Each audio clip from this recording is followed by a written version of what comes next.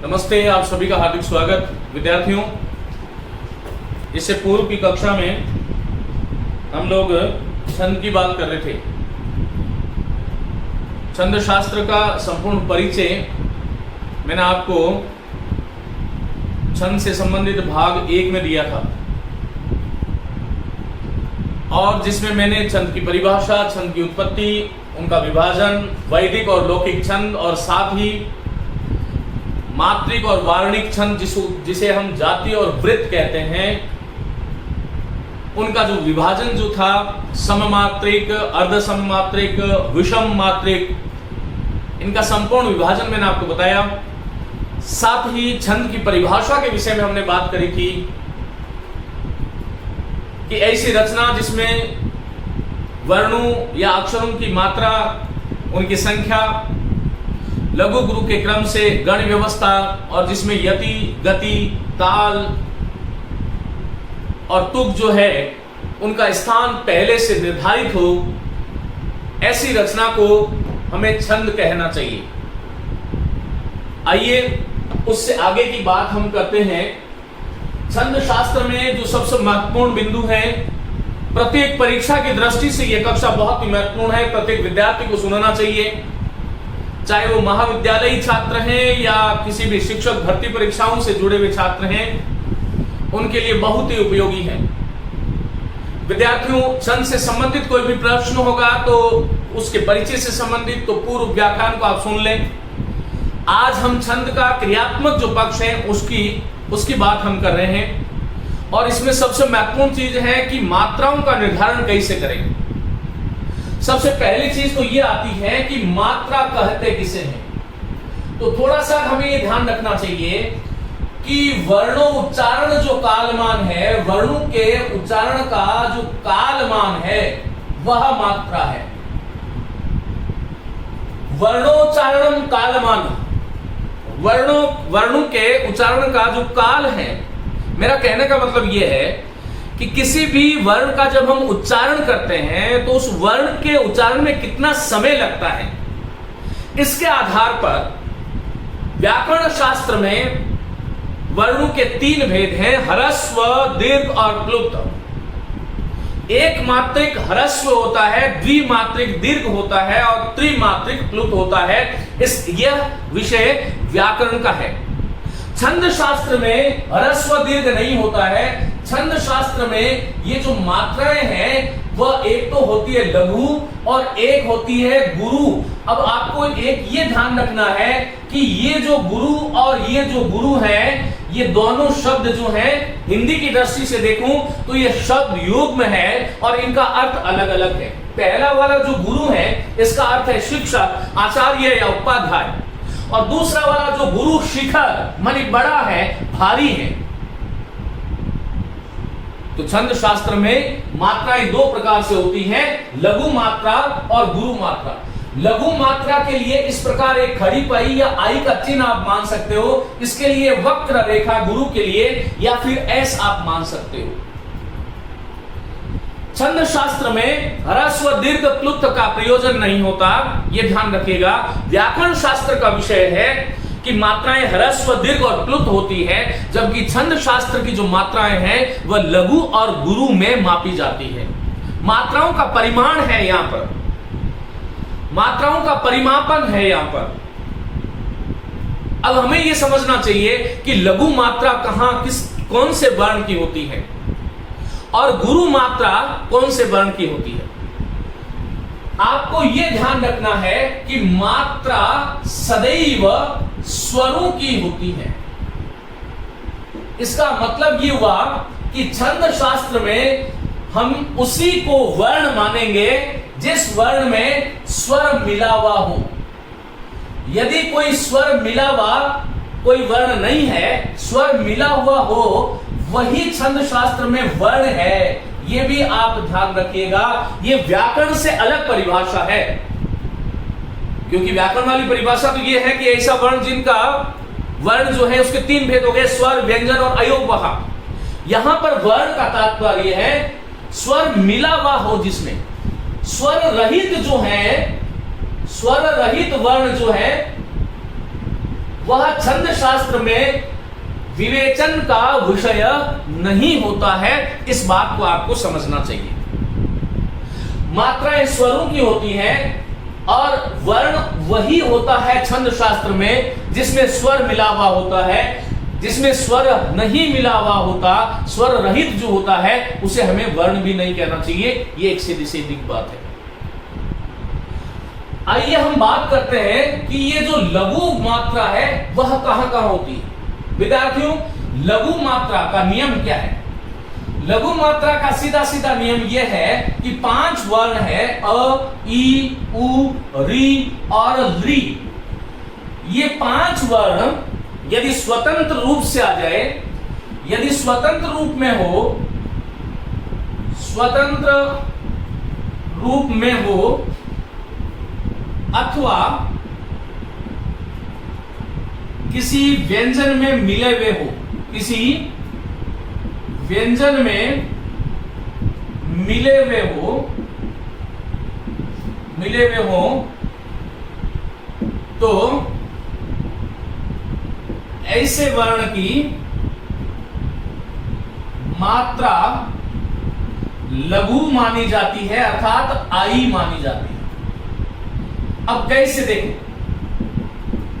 जैसे मैंने आपसे कहा अ, ई, उ, री और ली, ये जो वर्ण है उनकी मात्रा क्या है? तो इसकी देखो 1 1 1 1 1। और यदि ये वर्ण जैसे क है, ह है, च है, ट है, प है, क च ट त प, ज ब ग ड द, इन सब में क में अ है, इसलिए क की मात्रा 1 है। क में जब ई जोड़ते हैं तब भी इसकी मात्रा 1 होती है। ह्रस्व कु है तब भी 1 है, क्री है तब भी 1 है। ये ली किसी वर्ण में, व्यंजन वर्ण में संयुक्त नहीं होता, इसलिए स्वतंत्र रूप से आता है। तो आप लोगों को यह ध्यान रखना चाहिए कि ये जो 5 वर्ण है, इन 5 वर्णों की यदि स्वतंत्र रूप से कहीं पर भी सत्ता है तो उसकी मात्रा लघु मानी जाती है। और लघु मात्रा का चिन्ह मैं आपको बता चुका हूं, आई होता है। और ये यदि किसी व्यंजन में इनकी वर्तनी जिसको हम कहते हैं वह यदि मिला हुआ है, क जिस व्यंजन में मिला हुआ है, ई जिस व्यंजन में मिला हुआ है, उ जिसमें मिला हुआ है, या री जिसमें मिला हुआ है। एक और महत्वपूर्ण बात, बहुत सारे विद्यार्थियों को मैं देखता हूं कि री को, क्री को संयुक्त वर्ण मान लेते हैं। यह महत्वपूर्ण भूल है, इसका सुधार करना चाहिए। अब देखिए, लघु मात्रा यहीं पर होती है। अब दूसरा सामान्य नियम क्या है? दीर्घ या गुरु मात्रा कहां पर मानी जाती है? गुरु मात्रा कहां पर? तो ये ध्यान रखिएगा। देखो आ, ई, उ, संस्कृत में क्योंकि दीर्घ री का भी प्रचलन है इसलिए ये गिनना होगा। ए, आई, ओ और औ, ये जो 8 वर्ण है और हिंदी में री नहीं है तो 7 वर्ण है। मात्राओं के नियम चाहे हिंदी हो चाहे संस्कृत हो, सबके समान रूप से लागू होते हैं, ये आपको ध्यान रखना है। ये स्वतंत्र रूप से ये स्वर वर्ण यदि आपके किसी भी श्लोक में आ रहे हैं तो इनकी मात्रा S S S S S अर्थात दीर्घ होती है, गुरु होती है। और यदि ये वर्ण किसी में व्यंजन में मिले हो, जैसे का है, की है, कु है, क्री, देखो ध्यान देने की बात यह है, ये क्री ह्रस्व है, ये क्री दीर्घ है। जिस प्रकार से आप पितृन शब्द जो दीर्घ संधि का उदाहरण है, रीट इत्यादि परीक्षाओं में हमेशा पूछा जाता है, पितृन है, मातृन है, स्वश्रीकार है, भौत्रीकार है, धात्रीकार है, ये जितने भी री हैं उसकी मात्रा हमेशा सदैव दीर्घ होती है, गुरु होती है। ये व्यंजन जैसे क्री है, इसी प्रकार से के, इसमें मात्रा वर्तनी भले ही आपको 1 दिखाई दे रही है, लेकिन ध्यान रखिएगा यदि मैं आपको कहूं कि केवल शब्द है, केवलम शब्द है, अब इसकी मात्रा के की कितनी होगी? तो दीर्घ होगी, एस होगी, ये ध्यान रखिएगा। ये बहुत ही महत्वपूर्ण विषय है। यदि आपने छंद शास्त्र में मात्राओं की गणना सीख ली, लघु गुरु का क्रम सीख लिया और गण व्यवस्था सीख ली, तो आप छंद शास्त्र, ये पूरा गणित है, कोई भी विद्यार्थी इस प्रश्न को गलत कर ही नहीं सकता। बहुत सारे विद्यार्थी कहते हैं गुरुजी छंद समझ नहीं आते, और मुझे लगता है कि छंद से सरल और छंद से सीधा विषय जो है पूरे भाषा साहित्य में नहीं है। आपने एक बार यदि ढंग से इसको हृदयंगम कर लिया तो जीवन में कभी आप भूल ही नहीं सकते।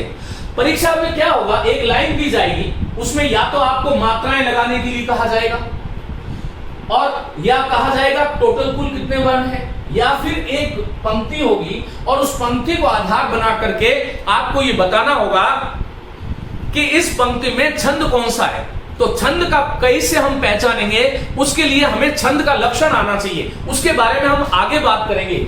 आज का जो हमारा अभी का विषय है वह यह है कि हम मात्राओं की गणना कैसे करें, यह बहुत महत्वपूर्ण है।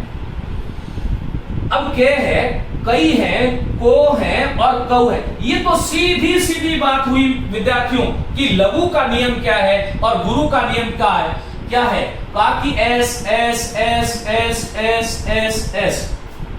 इसका मतलब आपको इस प्रकार से मात्राओं का यदि निर्धारण, जैसे मैंने आपको कोमल शब्द लिखा और मैंने आपसे पूछा कि कैसे करोगे, तो को, फिर म अ है तो आई, फिर ल म अ है तो आई, तो एस आई आई।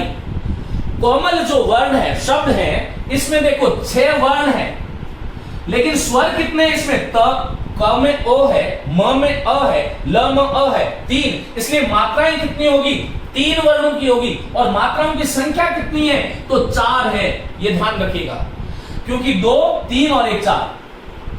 प्रत्येक शब्द का किस प्रकार से हमें विश्लेषण करना चाहिए, ये सौभाग्य हमारा कि हमें मनुष्य जन्म मिला और मनुष्य जन्म के बाद में हम शिक्षा की प्राप्ति कर रहे हैं और उसमें भी हम संस्कृत पढ़ रहे हैं। इससे महत् सौभाग्य इस धरती पर किसी का नहीं हो सकता।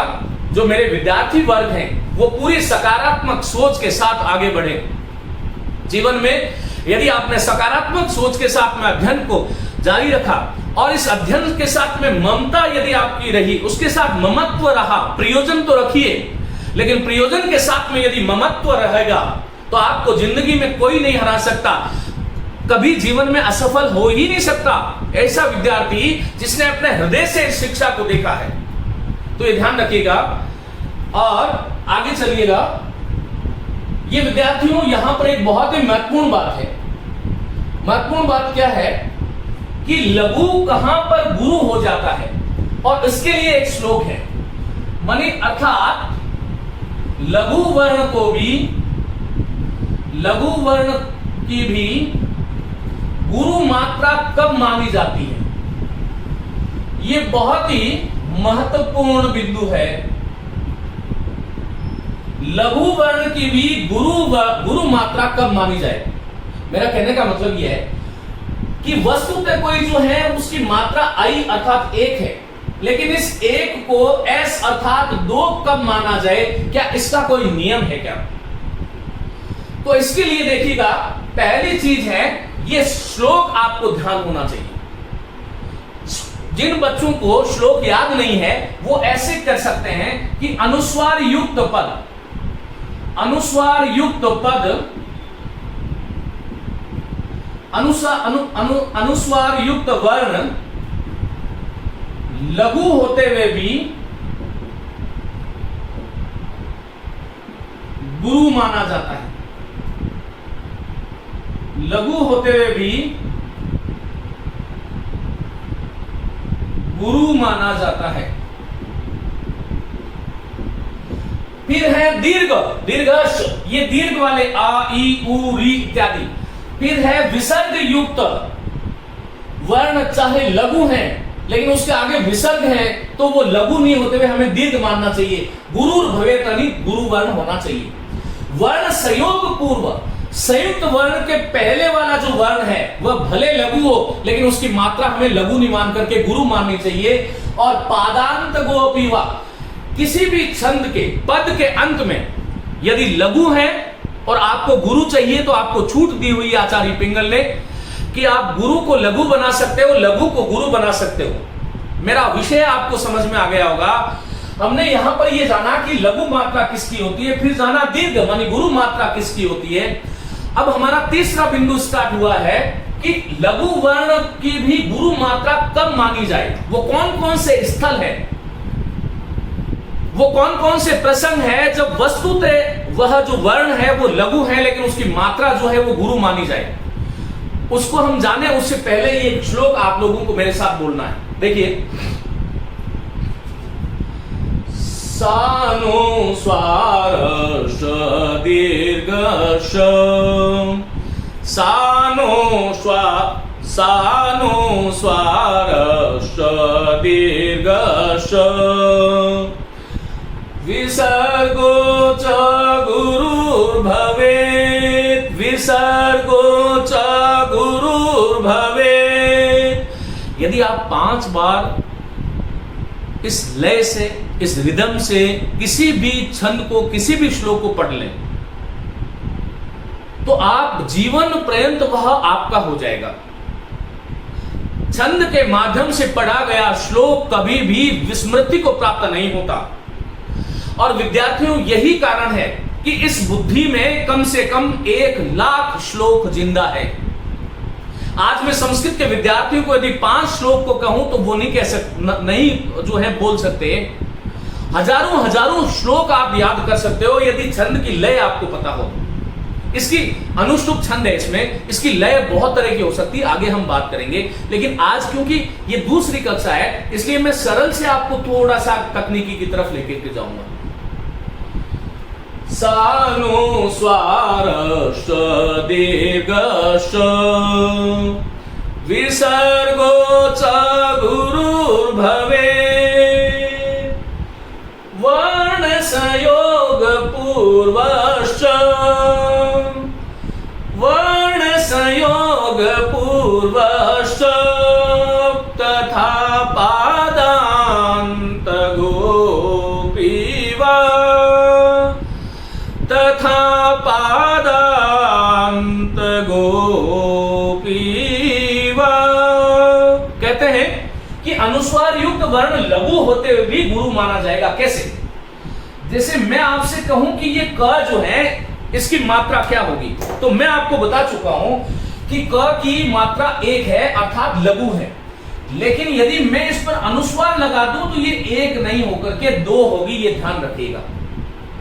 तो कोई भी ऐसा शब्द आपको दिखाई दे दे जिस पर अनुस्वार है, तो भले ही उसकी वर्तनीय में अ इ उ री हो, उस वर्ण में अ इ उ री की वर्तनी हो, लेकिन वो लघु मात्रा नहीं मानी जाएगी, वो दीर्घ मानी जाएगी। क्योंकि इस श्लोक के माध्यम से हमें यह बता दिया गया कि सानुस्वारस्य स अनुस्वारस्य, अनुस्वार युक्त पद की लघु मात्रा भी गुरु मानी जाएगी, तो कम है। इसी प्रकार मैंने कहा, मैंने एक शब्द दिया चंचल, तो ये क्या हुआ बोलो? 2 1 1।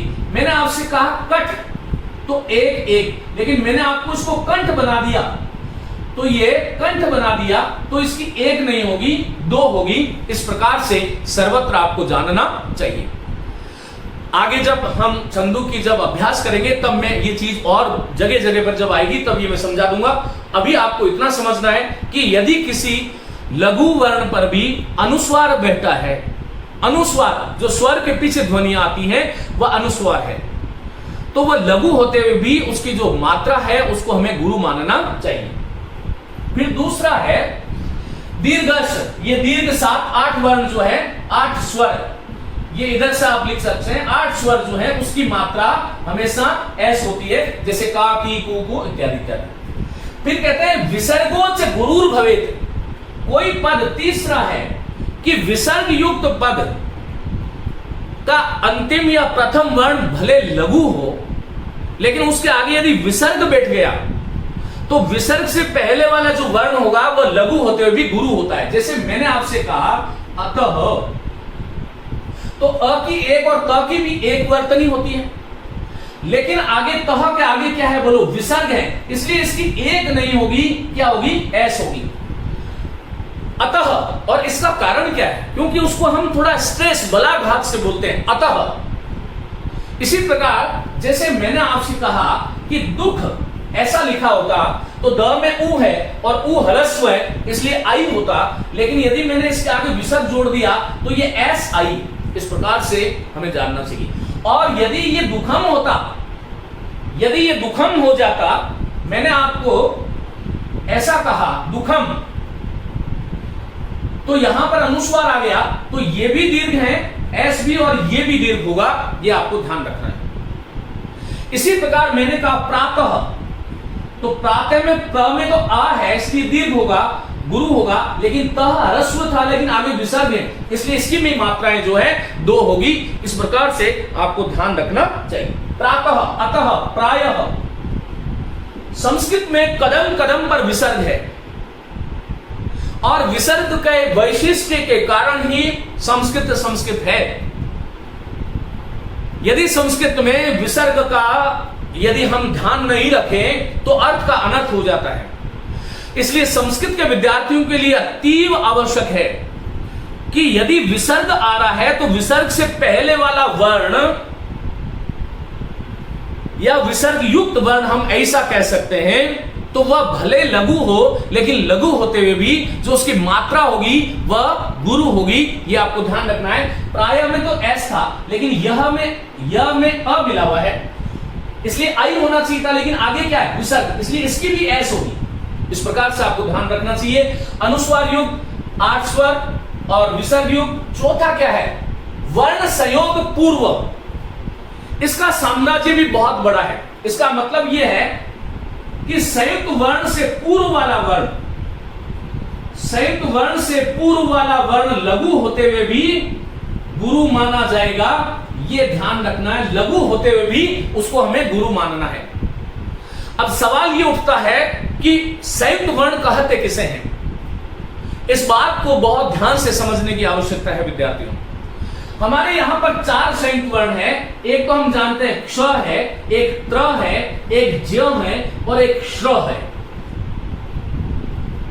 पहले इनकी बात करते हैं। जैसे मैंने आपसे कहा कि कक्ष है, इसी प्रकार मैंने कहा मित्र शब्द है, इसी प्रकार मैंने अज्य बोला, इसी प्रकार मैंने मिश्र शब्द बोला और मैंने आपसे कहा कि इनकी मात्राएं बताइए। तो देखो कक्ष की मात्रा क में अ है, इसलिए आई होना चाहिए था। बोलो हां कि ना। लेकिन ये सूत्र ये कह रहा है, ये श्लोक ये कह रहा है कि वर्ण संयोग पूर्वश्च, संयुक्त वर्ण के पहले वाला जो वर्ण होगा वह लघु होते हुए भी उसे हमें गुरु मानना चाहिए, ऐसा प्रविधान है। तो यहां पर क्या हुआ, देखो क है तो क में आई कर दोगे तो ये गलत हो जाएगा। तो क में क्या करना चाहिए बोलो, एस होगा और क्ष की एक होगी। ध्यान रखने योग्य जो बात यह है कि संयुक्त वर्ण के पहले वाला जो वर्ण है वह गुरु होता है। संयुक्त वर्ण यदि लघु है तो लघु माना जाएगा और गुरु है तो गुरु माना जाएगा। यहां पर क्ष है इसलिए इसमें आई आएगी और यदि कक्षा होता तो एस हो जाता है। मित्र में म में ई मिला हुआ है तो आई होना चाहिए था, लेकिन आई नहीं होकर के एस होगा क्योंकि आगे त्र आ रहा है। त्र की जो है वो जो है क्या होगी बोलो, आई होगी। अ की मात्रा, अ की जो वर्तनी है वो आई है, लेकिन आगे संयुक्त वर्ण है इसलिए अ को हम एस मानेंगे और ज को एक मानेंगे। ये भी ध्यान रखिएगा। और यदि मैंने ऐसे कर दिया होगा अज्य तो फिर क्या होगा, इसकी भी हमें एस माननी पड़ेगी। इस प्रकार से आपको समझना पड़ेगा। यदि मात्राओं की गणना आपने सही सही करनी सीख ली तो छंद में आपको पूरे में से पूरे नंबर मिलेंगे, ये पक्की बात है।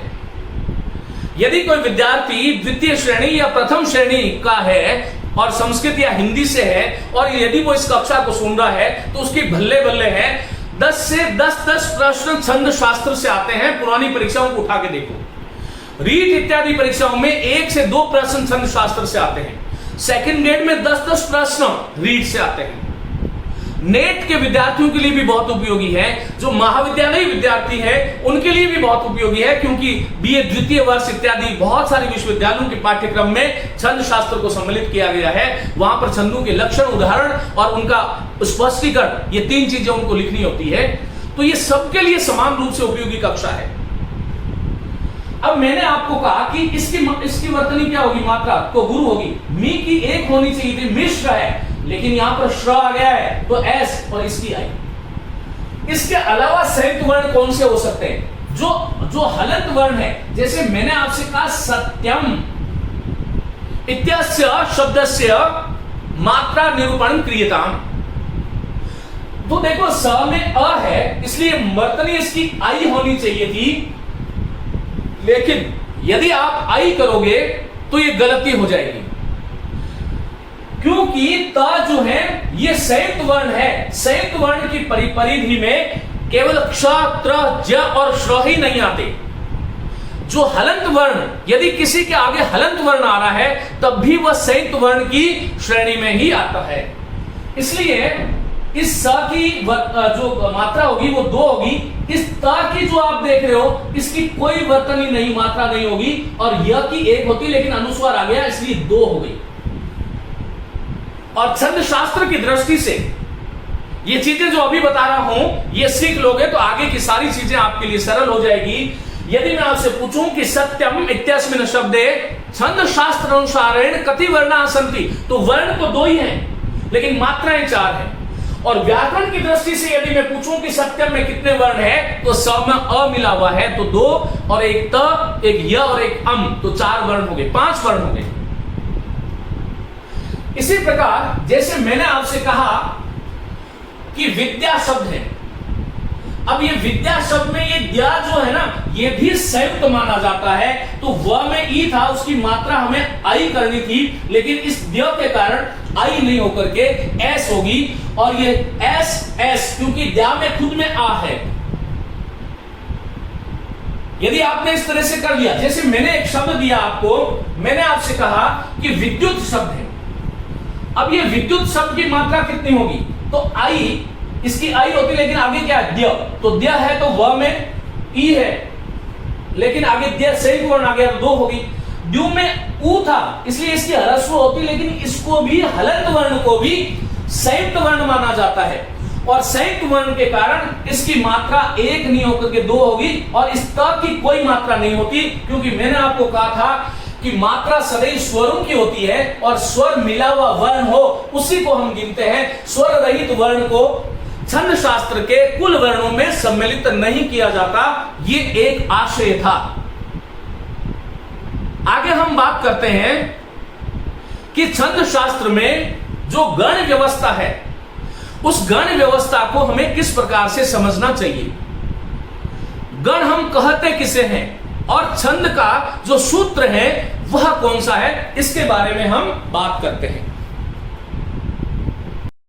तो देखिए, छंदों में जो गण व्यवस्था है उस गण व्यवस्था का ज्ञान हम कैसे करें, इस संदर्भ में अगले 10 मिनट हम बात करते हैं। विद्यार्थियों, गण जो शब्द है इसका अर्थ वैसे समूह होता है, ये बहुवचन होता है, लेकिन गण का छंद शास्त्र में अर्थ है 3-3 वर्णों का समूह। जो 3-3 वर्णों का जो समूह है उसे हम गण कहते हैं। और छंद शास्त्र में ये प्रश्न कई बार पूछा जाता है कि छंद शास्त्र में कुल गण कितने हैं, तो गण जो है वो 8 गण है, 8 गणों की संख्या 8 है।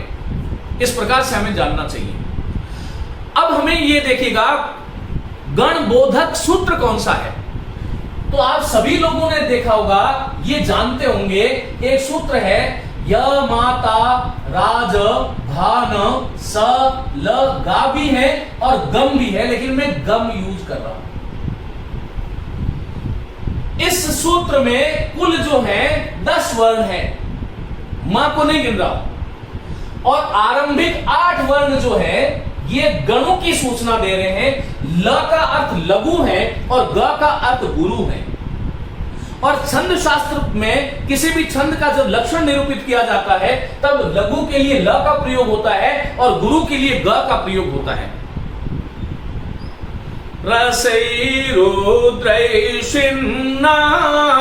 यमन सभलाग शिखरिणी, लाग लघु और गुरु, तो ये ध्यान रखिएगा। अब गण का मतलब मैंने बता दिया, 3-3 वर्णों का समूह जो है वह गण है। आरंभिक 8 वर्ण जो है उससे गण बनता है, तो य से यगण बनेगा, मां जो है उससे मगण बनेगा, ता से तगण बनेगा, र जो है उससे रगण बनेगा, ज आगे देख रहे हो आप, इससे जगण बनेगा, भ जो है उससे भगण बनेगा, और जो न है उससे नगण बनेगा, स से सगण बनेगा। आगे जो ल और ग है, ल का अर्थ लघु है और ग का अर्थ गुरु है। इस प्रकार से आपको ध्यान रखना चाहिए। अब सवाल ये उठता है कि यगन का मतलब क्या है, यगन में कितनी मात्राएं हैं, तो इसकी मात्राओं को हम कैसे गिने। तो ये सूत्र देखो देखने में बहुत छोटा लग रहा है, लेकिन इस साहित्य में जितने भी छंद हैं और विशेष करके जो वर्णिक छंद वार्णिक छंद जितने भी हैं, उनकी आधारशिला है ये 10 अक्षर। यगन को देखो, यगन को जानने के लिए इसके आगे वाले 2 वर्ण जोड़ लेने, तो य माता। अब इसको मैं आपको कहूं कि य की कितनी मात्रा है, 1, मां की गुरु, ता की गुरु। तो कोई भी ऐसा 3 वर्णों का समूह जहां पर ISS देखते हो वह यगन होता है, ये आपको ध्यान रखना है। मगन को जानने के लिए क्या करोगे, इसके आगे वाले 3 वर्ण ले लो, तो मां तारा, देखो मां तारा, तो यहां पर सर्व गुरु है, तीनों वर्ण गुरु जहां पर आता है वहां पर मगन होता है। तो ऐसे आपको ध्यान रखना है। और इसी प्रकार मैंने तगन को बोला, तो तगन को याद रखने के लिए आगे वाले 3 वर्ण ले लो, ता रा ज, तो ताकी 2, रा 2, ज 1, तो SSI। और रगन की क्या होगी, तो रा ज भा, आगे देख लो आपको समझ में आ रहा होगा, रा ज भा, तो रा की क्या S, ज की क्या I, और भा की क्या S। मैं बता चुका हूं कि लघु कहां होता है, गुरु कहां पर होता है। जगन को क्या करेंगे, ज भा न, देखो यहां पर ज भा न, तो क्या होगा ISI। तो जहां पर ISI आ रहा है वहां पर जगन है, जहां पर SSS आ रहा है मगन है, SSI आ रहा है तगन है, SIS आ रहा है रगन है। और इसी गण के आधार पर आगे जाकर के हमें ये समझना होगा कि यहां इस छंद में, क्योंकि लक्षण में पहले बता देंगे कि कहां पर क्या होगा। अब भगन शब्द है, भगन का क्या करेंगे, बोलो भा न स और भा न स, तो SII, कोई किसी से नहीं मिल रहा। ये 3 वर्णों का खेल, इस सृष्टि के जितने भी 3 वर्णों वाले शब्द जो हैं, आप लोगों को आश्चर्य होगा जो पहली बार पढ़ रहे हैं। पूरी सृष्टि में मनुष्य की भाषा में यदि 3 वर्णों वाला कोई शब्द है तो उसमें कोई ना कोई गण होगा। इन 8 में से कोई गण नहीं हो ऐसा संभव ही नहीं है। कैसी गणित है, हमारे ऋषियों की दृष्टि देखो। भाषा को भी सूत्रात्मक शैली में प्रस्तुत किया गया और वह सूत्र जो है सार्वभौम बन गए, शाश्वत बन गए, नित्य बन गए, वह भी ब्रह्म स्वरूप बन गए। उन सूत्रों में भी किंचित मात्र भी संदेह नहीं है। अब यदि मैंने आपको नगन का कहा तो नगन में आगे देखो न स ल, न स ल, तो क्या होगा, बोलो आई आई आई। सगन को क्या होगा, स ल गा या गम, कुछ भी करूंगा कोई फर्क नहीं पड़ेगा, तो स ल और गा। लघु ये है रहा और गुरु ये रहा। ये जो पूरा गणित है, छंद शास्त्र का प्राण है, गण व्यवस्था को यदि आपने ठीक ढंग से अनुसूत कर लिया, हृदयंगम कर लिया, तो आपको कभी कोई प्रॉब्लम नहीं हो सकती। मैं देखो इनको आप कोई भी शब्द, जैसे मैंने आपसे पूछा कि भाई आपका नाम क्या है, तो किसी ने कहा विनीत नाम है साहब। अब ISI देखो है नहीं, ISI, तो विनीत का मतलब क्या हो गया, जगन हो गया। मैंने कहा आपका नाम क्या है, कि मेरा नाम कुशल है, कुशल, तो II, कुशल का मतलब II कहां पर आ रहा है, नगन हो गया। मैंने कहा क्या नाम है आपका, तो आपने कहा कि मेरा नाम महेश है, तो महेश में देखो ISI, ये कहां हो गया, ISI, ये रहा। इस संसार का कोई भी, मैंने कहा आपका नाम क्या है, बोला आकांक्षा नाम है, आकांक्षा, और SSS, तो आकांक्षा का मतलब क्या हो गया, मगन हो गया। विद्यार्थियों 3 वर्णों का कोई भी शब्द ले लो, उसमें कोई ना कोई गण होगा। गण न हो 3 वर्णों के किसी शब्द में, ऐसा असंभव है। ये छोटा सा जो सूत्र था, य माता राजभान सलगा, य माता राजभान सलगम, य माता राजभान सलगम, य माता राजभान भानसलगम यमाता राज भानसलगम यमाता राज भानसलगम यमाता राज भानसलगम यमाता राज भानसलगम यमाता राज भानसलगम। ये छोटा सा जो सूत्र था इसने पूरे छंद शास्त्र को नियत कर दिया। ये भारतीय ऋषि की कल्पना, जहां पर हम जो कहते हैं कि हमारा भारत विश्व वंद्य है, विश्व गुरु है, तो कहीं ना कहीं ये चीजें आपको समझ में आनी चाहिए कि एक 10 वर्णों का एक छोटा सा दिखने वाला, सामान्य दृष्टि से देखो तो लगता है क्या है ये, लेकिन देखो मैं एक आपको, जैसे शिखरिणी छंद है, अब शिखरिणी छंद जो है उसका लक्षण है रसई रुद्रई शिन्ना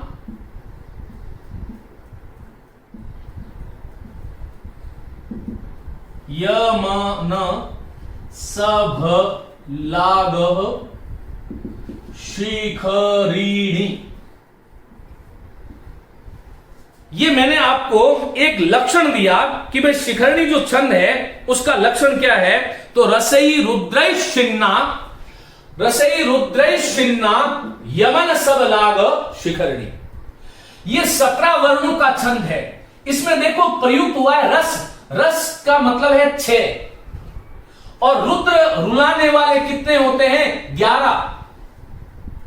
छिन्ना का मतलब है अलग होना, अर्थात कोई ऐसा श्लोक जिसमें 6 और 11 पर यति हो। पूर्व के व्याख्यान में मैंने आपको बताया था कि यति विच्छेद संजीता, जब हम छंद का वाचन करते समय जो क्षणांश के लिए जो रुकते हैं वह यति है। अब आप देखो रसई कहीं भी आ रहा है तो रसई 6 रस होते हैं, मधुर, अम्ल, लवण, कटु, कषाय, तिक्त, और रुलाने वाले 11 रुद्र होते हैं। तो 6 और 11 पर छिन्ना अर्थात यति हो, और य का मतलब क्या है वो बोलो यगण, म का मतलब क्या है बोलो मगण, न का मतलब क्या है नगण, स का अर्थ क्या है सगण, ये भ का अर्थ क्या है भगण, ये ला का अर्थ क्या है बोलो लघु, और ग का अर्थ क्या है गुरु। शिखरिणी क्या है छंद का नाम। कुल वर्ण कितने होते हैं 17। कैसे पता चलेगा, इनको गिन लो 1 2 3 4, शौ को नहीं गिनेंगे क्योंकि जिस वर्ण में स्वर नहीं होता छंद शास्त्र में कुल वर्णों की संख्या में उसको सम्मिलित नहीं किया जाता।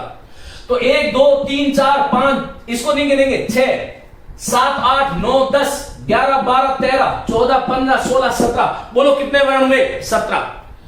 लक्षण में भी 17 है। फिर शिखरिणी छंद कोई भी संसार की 17 वर्णों वाली जो पंक्ति होगी उसमें यदि यगण मगण नगण सगण भगण और अंत में लघु गुरु आएगा तो वहां पर कोई छंद होगा तो वह शिखरिणी होगा। विद्यार्थियों ये ध्यान रखिएगा। जैसे मैंने कहा अनाघातम, ये पूछ लिया गया आपसे कि अनाघातम पुष्पम किसलय मलूनम कररुहै रनाविद्धम रत्नम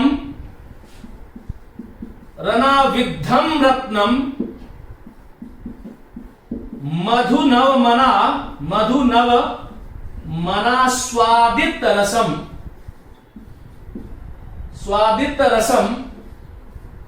अब ये देखो इस प्रकार से 4 पंक्तियां होती है, मैं आपको 2 के माध्यम से सिखाता हूं। आगे है अखंडम पुण्यानाम फलमिव च तदरूपमनगम न जाने भोक्तारम कमी ही समुपस्थास्यति विधि ही। तो ये आपसे ये परीक्षा में आ गया कि इसमें कौन सा छंद है, आप कैसे पहचानोगे। पहले तो ये गिनो 1 2 3 4 5 6 7 8 9 10 11 12 13 14 15 16 17, इसका मतलब 17 वर्ण आ रहे। अब 17 वर्ण तो मंदाक्रांता में भी होते हैं, लेकिन मंदाक्रांता का लक्षण अलग है। मंदाक्रांता जलधि षड् गई भवनतौ गुरु चेत। मंदक्रांता का अलग लक्षण है, वहां पर गण व्यवस्था अलग है। शिखरणी में भी 17 वर्ण है लेकिन गण व्यवस्था अलग है। अब देखो यहां पर यगन आया तो यगन का मतलब क्या है, मैंने आपको बताया यमाता।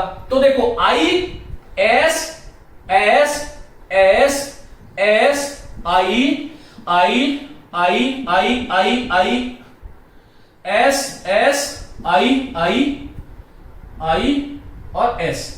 अब देखो 3-3 का बनाओ, ये 3 ये 3 ये 3 और ये 3 और ये आई लघु और गुरु अंत में आ गया। 17 वर्ण में अंत में लघु और गुरु आ रहा है, इसका मतलब वहां पर शिखरणी होगा, मंदाक्रांता तो नहीं हो सकता। तो इन 2 वर्णों से आप पहचान सकते हो, 2 वर्णों से आप छंद को पहचान सकते हो। और छंद को पहचानना ही महत्वपूर्ण है।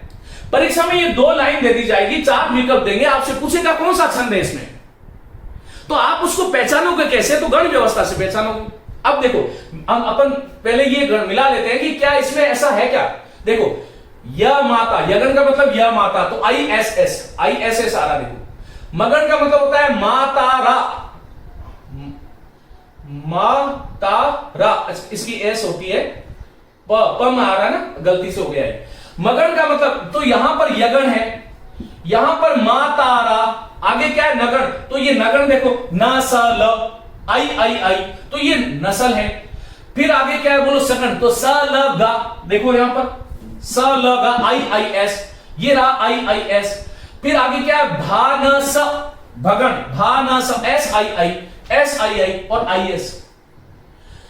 और इसमें आगे यहां छोड़िए, इस ये जो लक्षण है, इस लक्षण की मात्रा देखो, बोलो क्या करोगे, आई एस, आगे देखो द्र आ रहा है तो एस, फिर यहां पर एस, फिर आगे ची आ रहा है, आगे जो है आ रहा है संयुक्त वर्ण, तो ये छिन्ना। आगे क्या है बोलो, य म न स भ ला, फिर ग, फिर शी ख री और फिर नी। यहां पर देख लो, इनको मिला लो, ये पूरा का पूरा जो है ये इसमें जो आया वो इसमें आया। देखो I S S S S S S S S I I I I I I I I S S I I और अंत में आई एस। कितनी बड़ी एक, आप यदि इनको देखो तो ये कितना बड़ा आश्चर्य है। जो लक्षण में मात्राएं लग रही हैं वही उदाहरण में लगती है, जो उदाहरण में है वही लक्षण में है। और इस संसार का कोई भी ऐसा श्लोक जिसमें 17 वर्ण हो तो वहां पर आपको निश्चित मानिए कि वहां पर कोई छंद होगा। यदि इस क्रम से गण व्यवस्था अंत में लघु गुरु होगा तो वहां पर कौन सा छंद होगा बोलो, शिखरणी छंद होगा। इस प्रकार से आपको ध्यान रखना चाहिए। देखो अब इसको बोलते कैसे हैं, एक बार मैं आपको लय बताता हूं, क्योंकि मैं नहीं चाहता कि आप तोते बने। इसको पूरा आनंदित आह्लादित होते हुए पढ़े। यदि भाग्य में पढ़ना लिखा है, ईश्वर ने यह अवसर आपको उपलब्ध कराया है, तो मैं आप सभी विद्यार्थियों से कहता हूं कि जीवन में यदि यह अवसर मिल गया है तो इस अवसर का लाभ उठाएं। यही जीवन है, यही आनंद है। क्या है देखिएगा, इसकी लय है रसई रुद्रई शिन्ना। 6 वर्ण हो गए, 1 2 3 4 5 6। आपसे यह पूछा जा सकता है कि शिखरणी छंद में यति कहां कहां पर होती है, तो प्रथम 6 वर्णों पर यति होती है, फिर 11 वर्ण, 6 11 कितने, 17 वर्ण हो गए। रसई रुद्रई शिन्ना, रुकना पड़ेगा, लेकिन रुक करके नाश्ता नहीं करना है, ऐसा कोई प्राविधान नहीं है।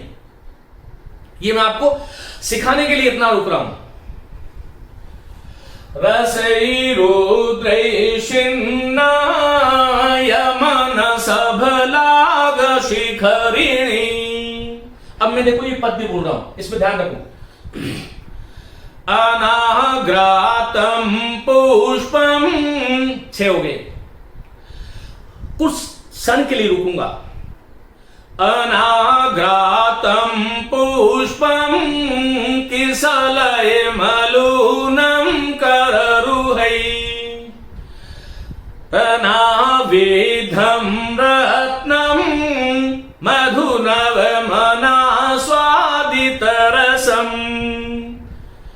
अखंडम पुण्यानाम फलमिव च तदरूपानगम न जाने भोक्तारं कमीये समुपस्थास्यति विधिः न जाने भोक्तारं कमीये समुपस्थास्यति विधिः रसैरुद्रैषिन्नाय मनसबलागशिखरिणी रसैरुद्रैषिन्नाय मनसबलागशिखरिणी अनाघ्रातं पुष्पं किसलयमलूनं कररुहै रनावेधं रत्नं मधुनवमनास्वादितरसम् रसैरुद्रैषिन्नाय मनसबलागशिखरिणी। इस प्रकार से शिखरिणी छंद की लय होती है। अब 17 वर्ण का मंदाक्रांता होता है, लेकिन इसकी लय फिर अलग होती है। क्या होती है? मंदाक्रांता, 4 वर्ण पे रुकना है। मंदाक्रांता जलधि षट गई, 4 6 7। मंदाक्रांता जलधि षट गई भवनतौ ताद्गुरुचे कश्चित् कांता विरह गुरुणा स्वाधिकारात् प्रमतः। देखो, लक्षण के कारण, गण व्यवस्था के कारण लय बदल गई, परिवर्तित हो गई। प्रत्येक छंद की अलग अलग लय है, अलग अलग राग है। इसलिए पूरा का पूरा सामवेद जो है वो छंद गीतात्मक है, छंद आधारित है। पूरा सामवेद मंत्रों की अलग लय है। ओम स्वस्ति न इंद्रो वृद्धश्रवाः स्वस्ति न पूषा विश्ववेदा स्वस्ति नस्ताक्षो अरिष्टनेमि स्वस्ति नो बृहस्पतिर्दधातु। आज की कक्षा इतनी। बहुत बहुत शुभकामनाएं। खूब अभ्यास कीजिएगा, झूमते हुए आनंद के साथ इन कक्षाओं का रसास्वादन करें। मेरी बहुत शुभकामनाएं। और जो लोग अभी तक मैया पाठशाला पर जो क्लास सुन रहे हैं और उसमें यदि आपने टेलीग्राम ग्रुप ज्वाइन नहीं किया है तो वह अवश्य कर लें, क्योंकि यदि पूरा, जैसे मैंने यहां पर 2 पंक्तियां लिखी है, लेकिन वहां पर मैं आपको पीडीएफ के रूप में इसका फॉर्मेट उपलब्ध करा दूंगा। आप वहां से आराम से इसको पढ़ सकते हैं। मेरी खूब शुभकामनाएं। खूब आनंद के साथ पढ़ें, स्वाध्याय करें। नमस्ते।